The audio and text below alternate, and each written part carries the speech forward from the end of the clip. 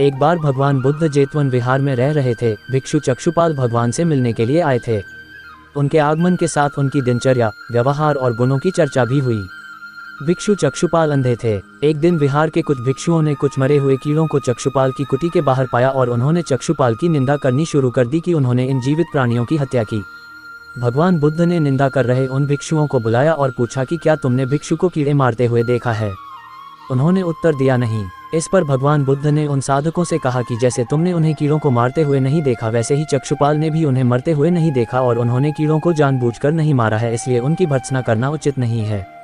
भिक्षुओं ने इसके बाद पूछा कि चक्षुपाल अंधे क्यों हैं? उन्होंने इस जन्म में अथवा पिछले जन्म में क्या पाप किए? भगवान बुद्ध ने चक्षुपाल के बारे में कहा कि वे पूर्व जन्म में एक चिकित्सक थे। एक अंधी स्त्री ने उनसे वादा किया था कि यदि वे उसकी आंखें ठीक कर देंगे तो वह और उसका परिवार उनके दास बन जाएंगे। स्त्री की आंखें ठीक हो गईं, पर उसने दासी बनने के भय से यह मानने से इनकार कर दिया। चिकित्सक को तो पता था कि उस स्त्री की आंखें ठीक हो गई हैं, वह झूठ बोल रही है। उसे सबक सिखाने के लिए या बदला लेने के लिए चक्षुपाल ने दूसरी दवा दी। उस दवा से महिला फिर अंधी हो गई।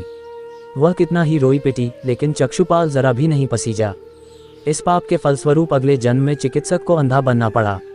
तारांकन तारांकन तारांकन। प्रेरक कहानी 2, परिश्रम और धैर्य। एक बार भगवान बुद्ध अपने अनुयायियों के साथ किसी गांव में उपदेश देने जा रहे थे। उस गांव से पूर्वी मार्ग में उन लोगों को जगह जगह बहुत सारे गड्ढे खुदे हुए मिले। बुद्ध के एक शिष्य ने उन गड्ढों को देखकर जिज्ञासा प्रकट की, आखिर इस तरह गड्ढे का खुदे होने का तात्पर्य क्या है? बुद्ध बोले, पानी की तलाश में किसी व्यक्ति ने इतने गड्ढे खोदे हैं।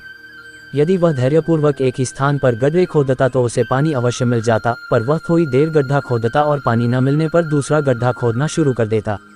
व्यक्ति को परिश्रम करने के साथ धैर्य भी रखना चाहिए। तारांकन तारांकन तारांकन तारांकन। प्रेरक कहानी 3, अमृत की खेती।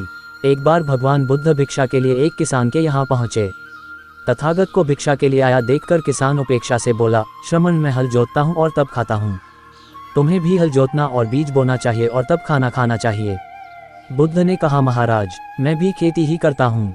इस पर किसान को जिज्ञासा हुई और वह बोला, मैं न तो तुम्हारे पास हल देखता हूँ, ना बैल और ना ही खेती का स्थल। तब आप कैसे कहते हैं कि आप भी खेती ही करते हो? आप कृपया अपनी खेती के संबंध में समझाएं। बुद्ध ने कहा, महाराज, मेरे पास श्रद्धा का बीज, तपस्या रूपी वर्षा और प्रजा रूपी जोत और हल है। पाप भीरुता का दंड है।